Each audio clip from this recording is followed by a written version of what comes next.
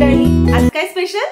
आज आपण बनवणार आहोत चटपटीत आणि झटपट होणारी आंबाडीच्या फुलांची चटणी। तुम्ही म्हणाल हे काय नवीन, आंबाडीची भाजी जर ऐकलंय, पण तुम्हाला सांगू का, साधारण हिवाळ्याच्या ऋतूमध्येच आंबाडीच्या झाडाला लाल लाल फुलं येतात। अगदी छोटी छोटी ती असतात, अगदी बोंडासारखी दिसतात, त्यामुळे काही ठिकाणी त्याला आंबाडीची बोंड असं सुद्धा म्हणतात। तर याची जी चटणी आहे ती चिंचेपेक्षा पण अगदी चटपटीत तयार होते। आता नुसतं चवेलाच नाही तर आपल्या शरीराला याचे खूप फायदे आहेत, जसं की केस गळती असेल, त्वचा विकार असतील, बीपी असेल, शुगर असेल, अगदी वजन सुद्धा याच्या खाण्याने आटोक्यात राहतं।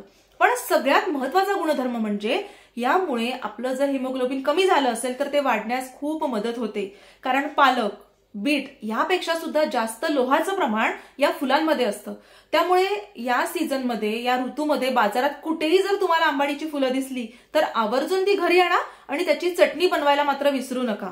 आणि एक महत्त्वाचा गुणधर्म म्हणजे तुम्ही ऐकलं असेल की आयर्नच्या गोळ्या घेतल्यामुळे बद्धकोष्ठतेचा किंवा आपण त्याला कॉन्स्टिपेशन असं म्हणतो त्याचा त्रास होतो। पण तुम्हाला सांगू का, या फुलांची चटणी खाल्ल्यामुळे अजिबात त्याचा काही साईड इफेक्ट आपल्या शरीरावर होत नाही। करूयात चटणी, जाऊयात रेसिपी करायला। आपण या ठिकाणी साधारण 20 ते 25 आंबाडीची फुलं घेतलेली आहेत। तुम्ही बघू शकता एकदम लाल चुटूक फुलं आहेत आणि ताजी ताजी फुलं आहेत, अगदी झाडावरनं तोडलेली फुलं आहेत।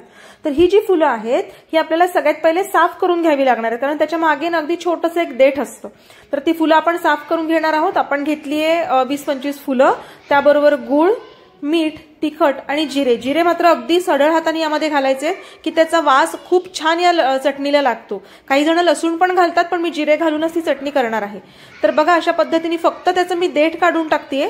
काही काही जणी फक्त वरची लाल पानं घेतात, परंतु या फुलामध्ये फॉलिक ऍसिड आणि आयर्न हे खूप जास्त प्रमाणात असल्यामुळे मी अख्खी फुलं घेतलेली, कारण की त्यातल्या ज्या बिया आहेत, बियांमध्ये सुद्धा फॉलिक ऍसिड हे खूप जास्त प्रमाणात यामध्ये आहे आणि म्हणून बियांसकट अख्खी फुलं मी यामध्ये घेतलेली आहेत।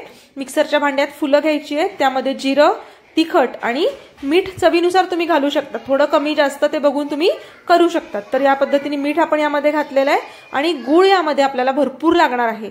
तर अगदीच सुरुवातीला खूप नका घालू, थोडी चव बघून मग आपण त्यामध्ये गूळ ऍड करायचा आहे। तर हे सगळं मिक्सरला छान एकजीव बारीक करून घ्यायचं आहे। तुम्ही बघू शकता आपली छान चटणी अगदी लाल चुटूक तयार झालेली आहे।